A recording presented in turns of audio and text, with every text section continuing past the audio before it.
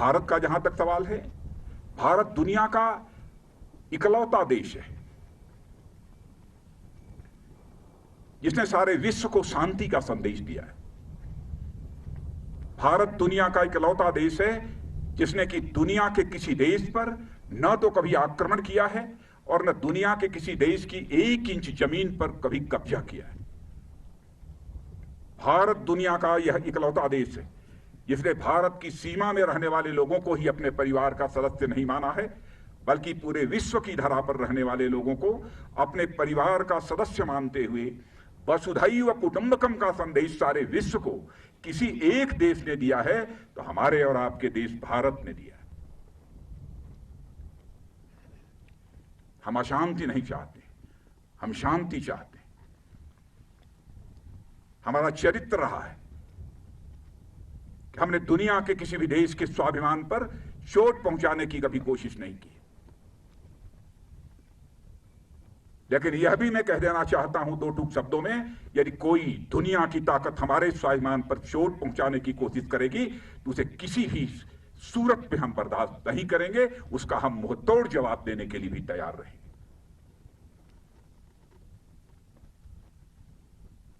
आप सबके ऊपर नाज है और आप सबके बीच आकर सचमुच मैं स्वयं को बहुत ही गौरवान्वित महसूस कर रहा हूं।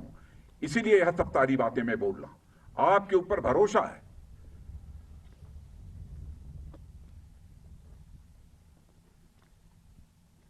और जिन हमारे जवानों ने अपनी शहादत दी है उसका गम केवल परिवार के लोगों को नहीं है, हम लोगों को भी है, 130 करोड़ भारतवासियों को भी।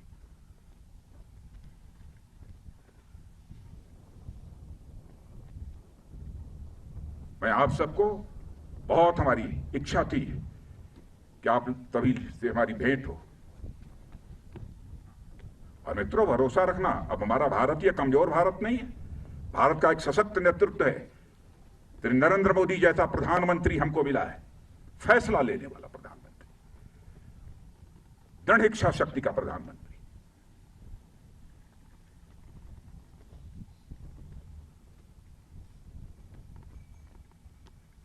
हमारे स्वाभिमान पर कोई चोट नहीं पहुंचा सकता। राष्ट्रीय स्वाभिमान यह हमारी पूंजी है।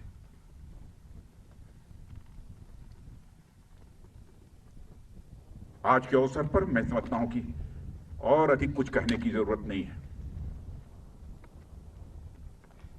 लेकिन यदि आज हम लद्दाख के क्षेत्र में यहां पर खड़े हैं और इस फॉरवर्ड पोस्ट पर आकर आप सबसे मिलते हुए जहां मुझे बेहद खुशी हो रही है, वहीं पर इसी लद्दाख के कारगिल द्रास सेक्टर में भारत की सीमा की रक्षा करते हुए, 1-1 इंच जमीन की रक्षा करते हुए हमारे सेना के जवानों ने जो शहादत दी है, उनको भी मैं इसमें स्मरण करना चाहता हूं और उनको भी मैं श्रद्धांजलि अर्पित करना चाहता हूं, क्योंकि कारगिल दिवस की भी एनिवर्सरी 26 जुलाई को है। और यहां आया हूं तो मैंने सोचा कि दिल्ली से तो उनको स्मरण करेंगे ही, लेकिन इस लद्दाख की धरती पर आकर उनको स्मरण करना चाहता हूं। और उनकी शहादत सदैव हम सब के लिए एक सोर्स ऑफ इंस्पिरेशन, एक प्रेरणा के स्रोत के रूप में काम करती रहेगी। इन्हीं शब्दों के साथ पुनः आप सबको हार्दिक शुभकामनाएं देता हूं। आपको, आपका और साथ ही साथ आपके परिवार के सभी सदस्यों का भारत का रक्षा मंत्री होने के नाते शीश झुकाकर अभिनंदन करते हुए अपना निवेदन समाप्त करता हूं। तो रक्षा मंत्री राजनाथ सिंह कुछ देर पहले उन्होंने लुकुंग लेह में फॉरवर्ड पोस्ट पर जवानों को संबोधित किया। इस मौके पर उन्होंने जवानों की प्रशंसा की और साथ ही कहा कि राष्ट्रीय स्वाभिमान का उन्होंने जिक्र भी किया और कहा कि इसी कारण हमें आज़ादी भी मिली थी। और उन्होंने ये भी कहा कि बातचीत का दौर चल रहा है सीमा विवाद को लेकर और हल होना चाहिए। कहां तक हल होगा इस बारे में अभी कहना मुश्किल है, लेकिन एक बात उन्होंने जोर देकर कही कि 1 इंच भी भारतीय जमीन पर कोई कब्जा नहीं कर सकता। साथ ही उन्होंने कहा कि भारत एकमात्र ऐसा देश है जो हमेशा शांति का संदेश देता है, वसुधैव कुटुंबकम का संदेश देता है। कभी किसी देश के स्वाभिमान पर हमने चोट नहीं पहुंचाई है और ऐसा ही महसूस भी करते हैं कि कोई हमारे स्वाभिमान पर भी चोट ना पहुंचाए। अगर ऐसा करेगा तो उसका मुंह तोड़ जवाब दिया जाएगा। साथ ही उन्होंने कहा कि हमारी सेनाओं पर हमें नाज है, भरोसा है और उन्होंने कहा कि सबके बीच पहुंचकर, इन जवानों के बीच पहुंचकर वो गौरवान्वित महसूस कर रहे हैं। उन्होंने कहा कि नरेंद्र मोदी जैसा प्रधानमंत्री देश को मिला है जो कोई भी फैसले, अहम फैसले लेने में सक्षम है। साथ ही उन्होंने करगिल के शहीदों को भी याद किया। और इस वक्त हमारे संवाददाता लेह से रमेश चंद्र इस वक्त हमारे साथ जुड़ गए हैं। रमेश, क्या कुछ खास कहा इस दौरान लुकुंग लेह में रक्षा मंत्री राजनाथ सिंह ने? हमने सुना कितना अहम ये दौरा रहा और किस तरह से जब ये संदेश दे रहे थे तो किस तरह से हौसला बढ़ाया उन्होंने जवानों का फॉरवर्ड पोस्ट पर? ये फॉरवर्ड पोस्ट पे लुकुंग पे जाना अपने आप में एक बहुत महत्वपूर्ण बात है, क्योंकि वहां से कुछ 1 आधा किलोमीटर दूर के ही फ्रिक्शन पॉइंट है जिसमें से पैंगोंग सो 4 फिंगर 4 को बताया जाता है। वो फिंगर 4 से PLA के हटने के लिए पिछले 4 वार्ताओं के बीच में, जो कोर कमांडर्स के बीच में जो वार्ता हुई है, उसी पे फोकस थी। अब खुद रक्षा मंत्री खुद वहीं पर, मतलब जो नेकेड आई से जो जहां देख सकते ग्राउंड जीरो को, वहीं तक पहुंच गया है। ये अपने आप में एक बहुत बड़ी सिग्नल है जो उस तरफ की जो सेनाओं की और उस तरफ जो देश के लिए, ये क्लियर इंटेंट हमारा दिखाई पहले से, जो प्राइम मिनिस्टर मोदी जब आए और इसके बाद आज 15 दिन के बाद राजनाथ जी यहाँ पहुंचे और सीधा सीधा ईस्टर्न लद्दाख के रीजन पे जो फ्रिक्शन पॉइंट है वहां सीधा पहुंच के उन्होंने इंडिया का इंटेंट जो हाथ बढ़ाए स्नेह के लिए, शांति के लिए, वो माने। अगर नहीं है तो फिर हम मुंह तोड़ जवाब देने के लिए हम तैयार हैं और हमारा सैन्य और एयरफोर्स सक्षम है इस काम के लिए। ये क्लियर शब्द उन्होंने कह दिया है वहां पर। जी हाँ, बिल्कुल। हमने देखा कि किस तरह से वो वहां पर जवानों से मिले भी और उनका हौसला अफजाई करते हुए नजर आए और उन्होंने सीधे सीधे एक बात कही कि हम किसी की जमीन पर कब्जा नहीं करना चाहते, लेकिन कोई हमारी तरफ देखे ये भी हम बर्दाश्त नहीं करेंगे और 1 इंच जमीन पर भी कोई कब्जा हमारे नहीं कर सकता। सीधा कड़ा संदेश एक तरह से चीन को। यह बिल्कुल, ये बिल्कुल क्लियर मैसेज है चीन को, और चीन को इस विषय को क्लियरली समझना चाहिए। जो प्राइम मिनिस्टर भी कहा था क्लियरली, हम 1 इंच भी नहीं छोड़ेंगे, हमारी जमीन को कोई देखेगा उनको मुंह तोड़ जवाब देंगे। वही बात आज राजनाथ सिंह भी at the ground zero at forward post उन्होंने क्लियर शब्दों में बताया है और इस मैसेज को समझना चाहिए जो भी भारत के तरफ आंख उठा के देखेगा तो। जी, और इससे पहले आज कुल मिलाकर अगर इस दौरे को देखा जाए तो क्या कुछ खास रहा इस दौरे में? हमने देखा कि इससे पहले वो सेना और वायुसेना के बीच समन्वय की तैयारियों का भी उन्होंने जायजा लिया, पैराट्रूपर्स का भी किस तरह से वो एक्सरसाइज जो की गई है उसका भी जायजा लिया और फिर वो फॉरवर्ड पोस्ट पर पहुंचे, जो जवान हैं उनके साथ इंटरैक्ट किया, उनके साथ बातचीत करते हुए नजर आए और साथ ही एक अहम संदेश उनकी, जिस तरीके से वो वहां पर मेहनत कर रहे हैं या अपनी जान की भी परवाह ना करते हुए भारत के लिए वहां पर खड़े हुए हैं, बिना थके बिना रुके बुलंद हौसलों के साथ, जिस तरीके से उनकी तारीफ की, कैसे देखते हैं इस पूरे दौरे को आज के उनके? हम इस पूरे दौरे को थोड़ा पीछे भी जाके देखेंगे। पिछले साल से जब से रक्षा मंत्री बने राजनाथ जी एनडीए के गवर्नमेंट में, और ये तीसरी बार राजनाथ जी यहाँ पर आए और पहले बार जब आए थे यहाँ का आम जनता जो लद्दाख में कठिन परिस्थितियों में आर्मी के साथ भी और देश के साथ जैसे इस इलाकों को बचा के रखते हैं, जो अनपेड सोल्जर्स हम कह जा सकते हैं इनको, उनके जो फार्मर्स का है, उनका जो एक DRDO का ऑर्गेनाइजेशन बिहार की, उसके हौसला बढ़ाने के लिए भारत का आर्मी आपके साथ है, आपको टेक्नोलॉजी देंगे, आपका आय बढ़ाएंगे, ये एक काम किया उन्होंने। इसके बाद हम सेकंड विजिट हम देखा जाए तो अक्टूबर में जो हुआ था DBO के यहाँ एक बहुत बड़ी important strategic bridge, colonel Rinchen bridge को, सवंग रिंचन ब्रिज को उन्होंने इनॉग्रेट किया, जो ब्रिज एक्चुअल में हमारी सेना की या तो आम जनता की मूवमेंट को काफी तेजी देती है। ये एक बहुत बड़ी इंफ्रास्ट्रक्चर डेवलपमेंट है बॉर्डर एरियाज में।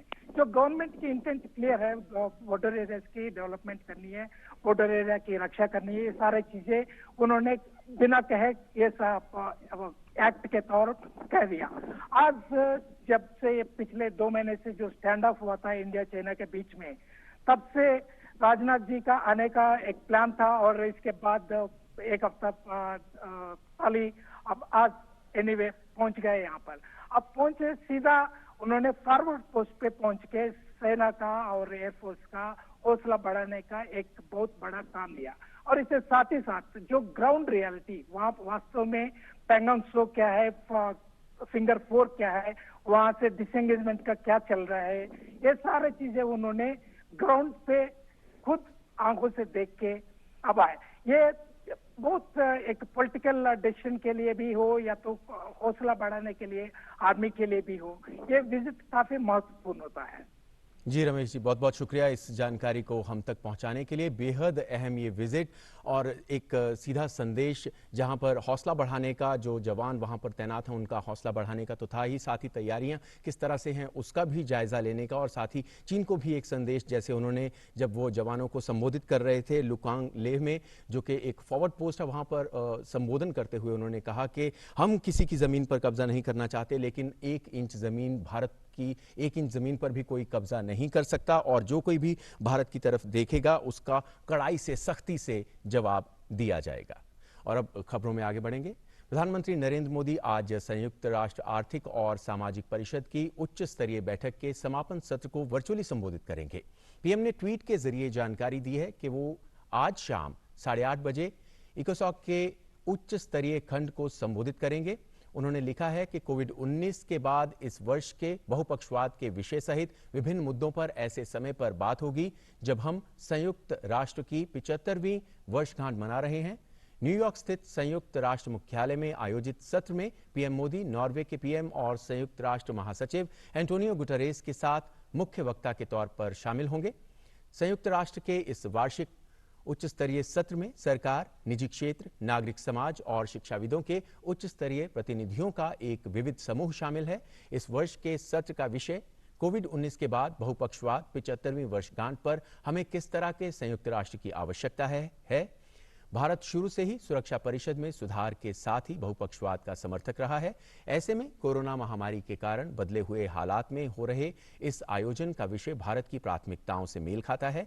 भारत के लिए इस आयोजन का विशेष महत्व है। भारत की सुरक्षा परिषद में जीत के बाद संयुक्त राष्ट्र में प्रधानमंत्री का ये पहला भाषण होगा। इस साल 17 जून को भारत भारी बहुमत के साथ 2 साल के लिए सुरक्षा परिषद का गैर स्थायी सदस्य चुना गया था।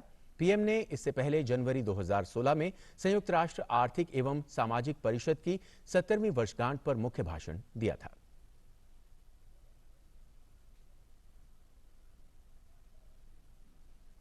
संयुक्त राष्ट्र सुरक्षा परिषद समिति ने तहरीके तालिबान पाकिस्तान टीटीपी के नेता नूर वली महसूद का नाम प्रतिबंधित लोगों और संस्थाओं की सूची में डालने को मंजूरी दे दी है। इसके तहत महसूद की संपत्ति फ्रीज करने के साथ उस पर यात्रा और हथियारों के प्रतिबंध लगाए गए हैं। संयुक्त राज्य सुरक्षा परिषद की 1267 अल कायदा प्रतिबंध समिति ने अपनी ISIL और अल कायदा प्रतिबंध सूची में महसूद को जोड़ा। इस तरह महसूद को वैश्विक आतंकवादी घोषित कर दिया गया है। मुफ्ती नूर वली महसूद को प्रस्ताव 2368-2017 के पैराग्राफ 2 और 4 के अनुसार सूचीबद्ध किया गया। उसे अल कायदा के लिए वित्तपोषण, योजना बनाना और सुविधाएं प्रदान करने का दोषी पाया गया है। अमेरिका के डिपार्टमेंट ऑफ स्टेट ने ट्वीट कर इस फैसले का स्वागत किया। तहरीके तालिबान पाकिस्तान में कई आतंकवादी हमले के लिए जिम्मेदार है। सितंबर 2019 में संयुक्त राज्य अमेरिका ने नूर वली को आतंकवादी घोषित किया था। टीटीपी पाकिस्तान में कई आत्मघाती हमलों के लिए जिम्मेदार था। अमेरिका ने सितंबर 2019 में नूर वली को देश में आतंकी घोषित किया था। जम्मू कश्मीर के कुलगाम में आज सुबह सुबह आतंकवादियों से सुरक्षा बलों की मुठभेड़ हो गई। खुफिया जानकारी मिली थी कि कुलगाम जिले के नागनत चिमर इलाके में कुछ आतंकी छिपे हुए हैं और किसी बड़ी साजिश को अंजाम देने की फिराक में हैं, जिसके आधार पर इलाके को घेरना शुरू किया गया और सुरक्षा बलों ने 3 आतंकवादियों को मार गिराया। एक आतंकवादी की पहचान जैश कमांडर वालिद के रूप में की गई, जो पाकिस्तानी नागरिक था। वालिद पिछले 1.5 साल से यहां सक्रिय था, जिसकी सुरक्षा बलों को तलाश थी। एक मिलिटेंट का पहचान हुआ जो बहुत फेमस था, जैश का कमांडर वलीद भाई, पाकिस्तान का है और पिछले 1.5 साल से यहाँ एक्टिव है और ये आईडी एक्सपर्ट भी है। अभी तक हमारे कॉर्डन से इनकाउंटर से 4 बार भागने में कामयाब होगा। रिसेंटली जो इनकाउंटर में भाग गया था उसमें सब पिका गन, जो मशीन गन था, मिला था हम लोगों को। ये मोस्ट वांटेड टेररिस्ट था और ये इसके मारे जाने से पुलिस में, सिक्योरिटी फोर्स में एक अच्छी खुशी जाहिर किया है और ये बहुत बड़ी अचीवमेंट है। राजस्थान हाईकोर्ट ने विधानसभा अध्यक्ष को बागी विधायकों पर फैसला लेने से 5 बजे तक के लिए रोक दिया है। विधानसभा अध्यक्ष ने 19 बागी विधायकों को भेजे नोटिस में आज दिन के 1 बजे तक जवाब देने को कहा था। अब शाम 5 बजे कोर्ट इस मामले की करेगा सुनवाई। दरअसल कल सचिन पायलट ने विधायकों को स्पीकर की ओर से अयोग्य करार देने संबंधी नोटिस को अदालत में चुनौती दी थी। उनकी दलील है कि पार्टी का व्हिप सिर्फ तभी लागू होता है जब विधानसभा का सत्र चल रहा हो, जबकि कांग्रेस ने विधानसभा अध्यक्ष से शिकायत की थी कि विधायकों ने कांग्रेस विधायक दल की बैठक में भाग लेने के लिए जारी पार्टी के व्हिप की अवमानना की है। इसी बीच कांग्रेस ने 2 विधायकों भंवरलाल शर्मा और विश्वेंद्र सिंह को प्राथमिक सदस्यता से निलंबित कर दिया है। दोनों पर पार्टी विरोधी गतिविधि में शामिल होने का आरोप है। नीति आयोग के सीईओ अमिताभ कांत वाराणसी के सेवापुरी ब्लॉक के दौरे पर हैं। यहां सेवापुरी को नीति आयोग ने मॉडल ब्लॉक के रूप में विकसित करने की योजना बनाई है। इसी को मूर्त रूप देने के लिए इससे जुड़े सभी विभागों के अधिकारियों की बैठक नीति आयोग के सीईओ ले रहे हैं।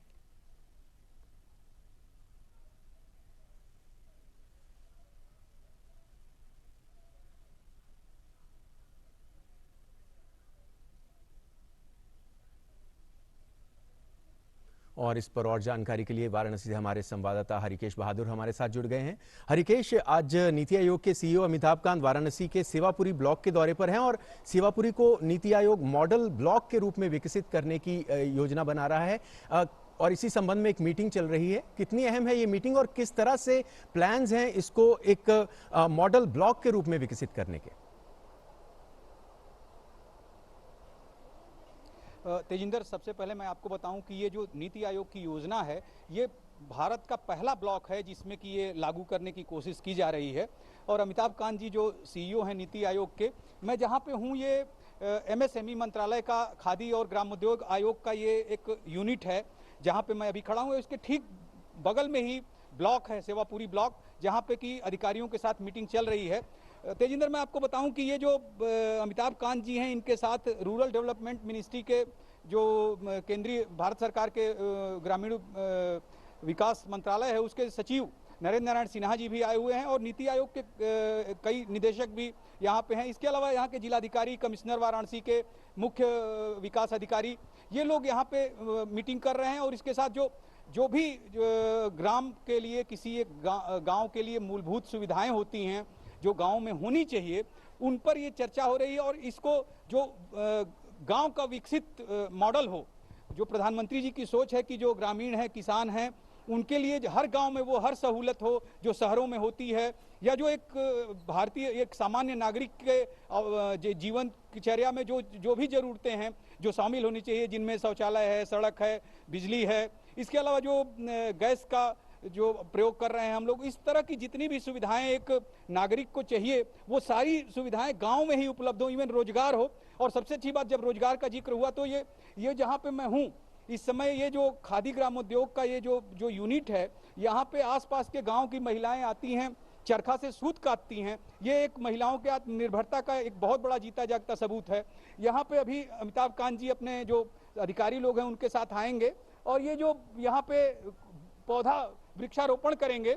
साथ ही ये जो यूनिट जहाँ पे ये महिलाएं, मेरे ठीक पीछे जो आप देख रहे होंगे कि सुताई सोलर चरखा कटाई सेट बना हुआ है, यहाँ पे आसपास के गांव की महिलाएं आती हैं, चरखा काटती हैं और अपना रोजगार पाती हैं। इसके अलावा एक और बड़ी चीज जो खादी और ग्रामोद्योग आयोग ने यहाँ पे शुरू किया है, जो प्रवासी श्रमिक यहाँ पे लौट के आए उनके लिए यहाँ पे जो चाक होता है कुम्हारों वाला, वो सिखाने की ट्रेनिंग दी जा रही है जो अभी चल रही है। तो इसका भी निरीक्षण करेंगे जो नीति आयोग के सीईओ।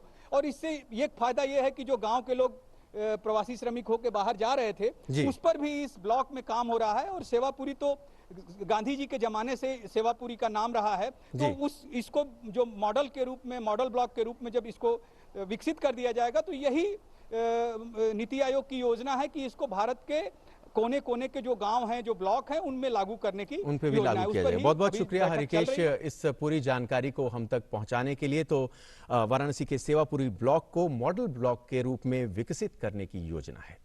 खबरों में आगे बढ़ेंगे। केंद्रीय पेट्रोलियम मंत्री धर्मेंद्र प्रधान आज अमेरिका के ऊर्जा मंत्री डैन ब्रेलेट के साथ वीडियो कॉन्फ्रेंस के जरिए दूसरी भारत अमेरिका रणनीतिक ऊर्जा भागीदारी मंत्री स्तरीय बैठक की सह अध्यक्षता करेंगे। दोनों ही देश आपसी ऊर्जा सहयोग को बढ़ावा देना चाहते हैं। पहले ये बैठक इस साल अप्रैल में वॉशिंगटन में आयोजित होने वाली थी, लेकिन कोरोना महामारी के कारण इसको स्थगित कर दिया गया था। इससे पहले दोनों नेता बीते बुधवार को उद्योग जगत द्वारा आयोजित एक कार्यक्रम में शामिल हुए थे। इसमें धर्मेंद्र प्रधान ने अमेरिकी कंपनियों और निवेशकों से भारत में निवेश करने और नई संभावनाएं तलाशने का आमंत्रण दिया था। दोनों देशों ने प्राकृतिक गैस क्षेत्र में सहयोग को प्राथमिकता माना है। भारत अपने तेल एवं प्राकृतिक गैस सेक्टर में अगले 5 वर्षों में 118 बिलियन अमेरिकी डॉलर से अधिक के निवेश की उम्मीद कर रहा है। सामरिक ऊर्जा भागीदारी के माध्यम से अमेरिका और भारत भविष्य की चुनौतियों के मद्देनजर सामूहिक रूप से ऊर्जा सुरक्षा के क्षेत्र में आगे बढ़ना चाहते हैं।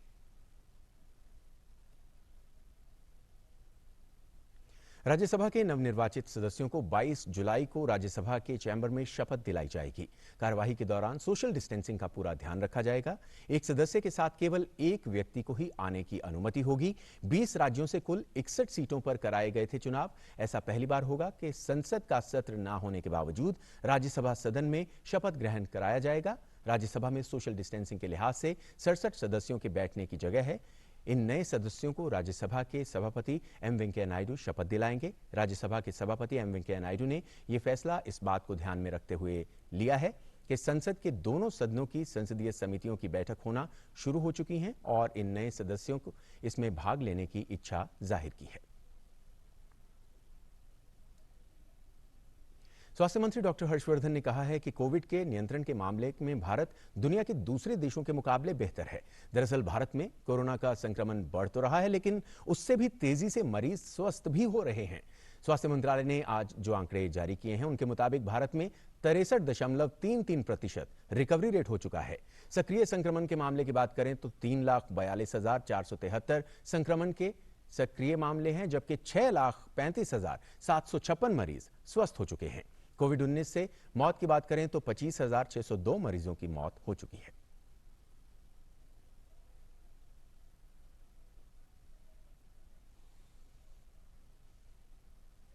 देश में कोरोना वायरस के खिलाफ जारी जंग में सफलता हासिल हो रही है। स्वास्थ्य मंत्रालय द्वारा जारी आंकड़ों के मुताबिक कोरोना से स्वस्थ होने की दर में बढ़ोतरी हुई है। जून के मध्य में जहां रिकवरी दर 52% थी, वहीं जुलाई के मध्य में रिकवरी दर 63% दर्ज की गई है। भारत में कोरोना वायरस संक्रमण की दैनिक वृद्धि दर में भी लगातार गिरावट दर्ज की जा रही है। यह अप्रैल की शुरुआत में 31.28% थी। जुलाई के मध्य में 3.49% दर्ज की गई है। स्वास्थ्य मंत्रालय ने यह जानकारी दी।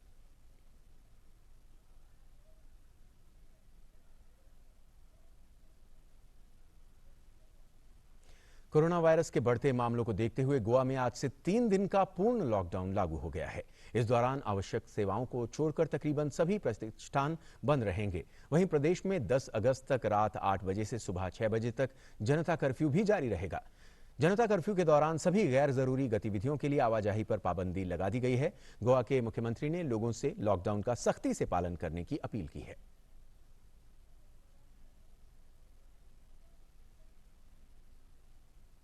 और संक्रमण के बढ़ते मामलों के बाद ओडिशा सरकार ने आज रात 9 बजे से राज्य के कुछ हिस्सों में 14 दिन के पूर्ण लॉकडाउन की घोषणा की है। संक्रमण से सबसे ज्यादा प्रभावित गंजाम, खरोदा, कटक, जाजपुर जिलों और राउरकेला नगर निगम क्षेत्र में 31 जुलाई की मध्य रात्रि तक पूर्ण लॉकडाउन लागू रहेगा। इस दौरान सभी दुकानें, दफ्तर और संस्थान बंद रहेंगे और लोगों के आने जाने पर प्रतिबंध रहेगा। हालांकि डाकघरों, दूरसंचार सहित केंद्र सरकार के कुछ कार्यालयों को प्रतिबंधों से मुक्त रखा गया है, जबकि हवाई अड्डों, रेलवे स्टेशनों और बस टर्मिनलों में परिचालन की अनुमति होगी। लॉकडाउन के दौरान दवा, सब्जी, किराने का सामान और दूध बेचने वाली दुकानें सुबह 6 से 1 बजे के बीच खुली रहेंगी। साथ ही खाने पीने की जरूरी चीजों की होम डिलीवरी की अनुमति दी गई है।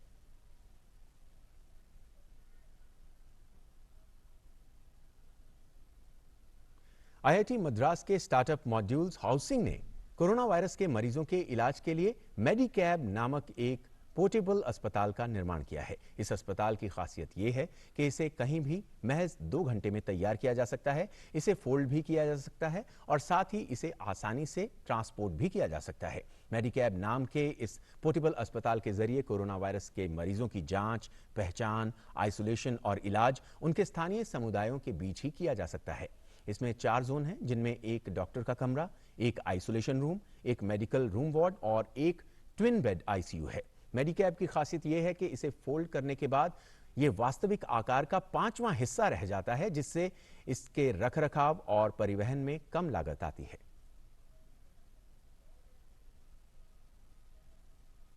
These are pre-engineered structures that can be set up anywhere and anytime.